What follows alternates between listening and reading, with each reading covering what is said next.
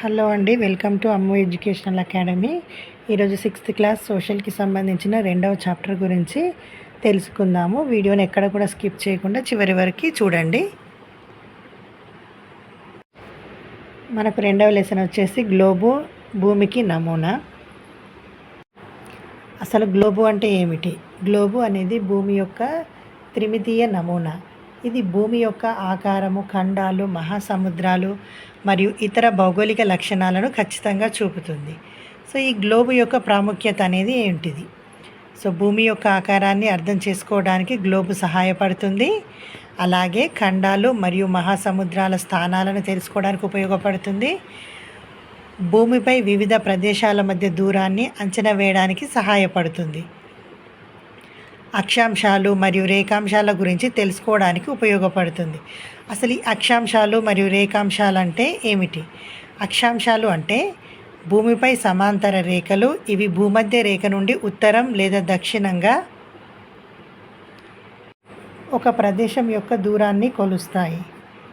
అలాగే రేఖాంశాలు అంటే ఏంటంటే భూమిపై నిలువు రేఖలు. ఇవి ప్రధాన మెరిడియన్ నుండి తూర్పు లేదా పడమరగా ఒక ప్రదేశం యొక్క దూరాన్ని కొలుస్తాయి. భూమధ్య రేఖ అంటే ఏమిటి? భూమి మధ్యలో ఉండే ఊహాజనితమైన రేఖనే భూమధ్య రేఖ అని అంటారు. ఈ ప్రధాన మెరిడియన్ అనేది గ్రీనిచ్ గుండా వెళ్ళే రేఖాంశము. ఈ భూమి యొక్క కదలికలు భ్రమణం, భూమి దాని అక్షంపై తిరగడం, దీని వలన రాత్రి మరియు పగలనేటి మనకు ఏర్పడతాయి. సో భూమి భ్రమణం చెందడం వల్ల మనకి రాత్రి పగలు అనేటివి ఏర్పడతాయి. అలాగే భూమి పరిభ్రమణం చెందడం వల్ల సూర్యుని చుట్టూ భూమి తిరగడం, దీనివల్ల మనకు ఋతువులు అనేటివి ఏర్పడతాయి. సో దీంట్లో కొన్ని ముఖ్య విషయాలు ఏంటి అంటే గ్లోబు భూమి యొక్క ఖచ్చితమైన నమూనా అని. ఈ అక్షాంశాలు మరియు రేఖాంశాలు భూమిపై ప్రదేశాలను గుర్తించడానికి సహాయపడతాయి. భూమి యొక్క కదలికలు రాత్రి పగలు మరియు ఋతువులను కలిగిస్తాయి. మీరు ఈ గ్లోబుని పరీక్షించి చూసినట్టయితే ఈ గ్లోబు అనేది భూమికి ఒక నమూనాగా ఉంది. ఇది భూమి ఆకారాన్ని, నేల, నీరు, ఖండాలు, మహాసముద్రాలు, ప్రపంచంలోని దేశాలన్నిటిని కూడా మనం ఈ గ్లోబ్ సహాయంగా చూడవచ్చు. నిజానికి భూమి ఖచ్చితమైన గోళాకారంలో ఉండదు, ఖచ్చితంగా గుండ్రంగా ఉండదు. ఉత్తర దక్షిణ ధృవాల దగ్గర కొద్దిగా నొక్కికపోయి భూమధ్య రేఖ దగ్గర కొద్దిగా ఉబ్బినట్లు ఉంటుంది. ఈ తేడా అతి తక్కువగా ఉండడం వల్ల చాలా గ్లోబులు పటాలు దీన్ని చూపించవు. మనకు గోళాకారంగా ఉందని మనము అనుకుంటాం, కానీ భూమి అనేది గోళాకారంగా కాకుండా కొద్దిగా భూమధ్య రేఖ దగ్గర కొంచెం నొక్కబడి, ఉత్తర దక్షిణ ధృవాల దగ్గర కొద్దిగా నొక్కబడి ఉంటుంది. ఈ భూమి ఆకృతికి సంబంధించి మరో ఆసక్తికరమైన విషయం ఏంటంటే ఒక స్థానం నుంచి ఒకే దిశలో వెనుదిరగకుండా మనం ప్రయాణం చేయడం మొదలు పెడితే తిరిగి అదే స్థానానికి చేరుతాము. దీన్ని గ్లోబు మీద ప్రయత్నిద్దాం. సో గ్లోబు మీద ఎలా అంటే మనకి ఇలా గ్లోబ్ ఉంటుందనుకోండి.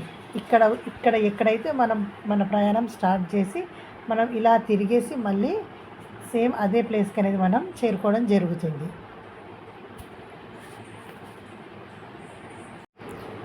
ప్రాచీన కాలంలోనే భారతదేశం మరియు యూరోప్లోని శాస్త్రవేత్తలు భూమి అనేది బంతి లేదా గోళం వలె గుండ్రంగా ఉందని గమనించారు.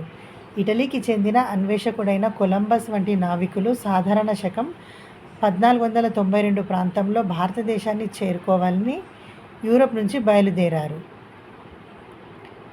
సో మహాసముద్రాలు మరియు ఖండాలు. గ్లోబును పరిశీలించినప్పుడు ఈ భూమి ఉపరితలంలో అధిక భాగం సముద్రాల నీటితో ఉందని గ్రహించారు. మీరు సముద్ర తీర ప్రాంతాలకు వెళ్ళినప్పుడు అది గమనించవచ్చు. సముద్రాలు, మహాసముద్రాలు వందల వేల కిలోమీటర్లు వ్యాపించి అంతులేని నీటితో కూడి ఉంటాయి. సముద్రాలలో ఒకవైపు నుంచి మరోవైపు ప్రయాణించాలంటే నౌకల ద్వారా వెళ్ళాలి. ఆ ప్రయాణం కొన్ని రోజులు లేదా నెలలు పట్టవచ్చును. సహజంగానే మనం మహాసముద్రాల మీద జీవించలేం, మనం నేల మీద జీవిస్తాము. గ్లోబులలో మనం చూసినట్టయితే పెద్ద పెద్ద భూభాగాలను చూస్తాం కదా, అవే ఖండాలు. మన ఖండాలు అనేటివి 7 ఖండాలుగా విభజించారు. భూమి మీద ఉత్తర దక్షిణ ధృవాలు మంచుతో కప్పి ఉండటం మనం ఆసక్తిగా చూడొచ్చును. ఇక్కడ ఉత్తర ధ్రువంలో గడ్డ కట్టిన మహాసముద్రం, దానినే మనం ఆర్కిటిక్ మహాసముద్రం అంటారు. ఉంటే మరొకటి విపరీతంగా కురిసిన మంచుతో నిండి ఉంటుంది. దీనిని అంటార్క్టికా మంచు కవచం అని అంటారు.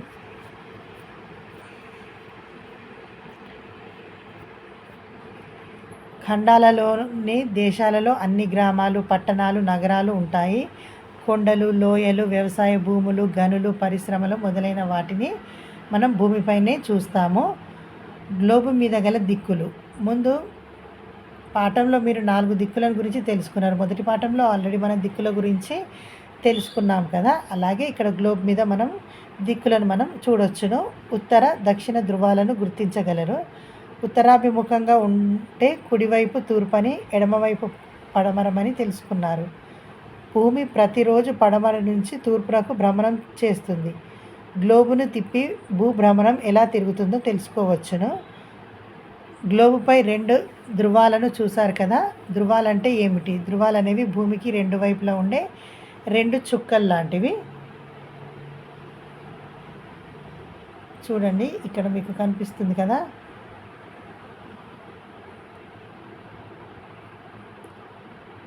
పై చుక్క నుంచి కింది చుక్కకు భూమి మధ్య గుండా ఒక రేఖను గీసినట్లు ఊహిస్తే దానినే అక్షం అంటారు.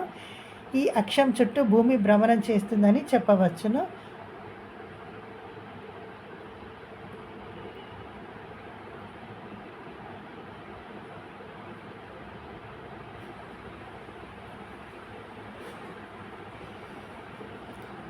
ఇదిగోండి, ఇక్కడి నుంచి ఇక్కడి వరకు ఇలా చుక్కలు గీస్తే ఈ మధ్యలో ఉన్న లైనే మనకి ఈ భూమధ్య రేఖ. సో భూమి అనేది దక్షిణ దిశ నుంచి ఉత్తరం వైపుగా భ్రమిస్తూ ఉంటుంది.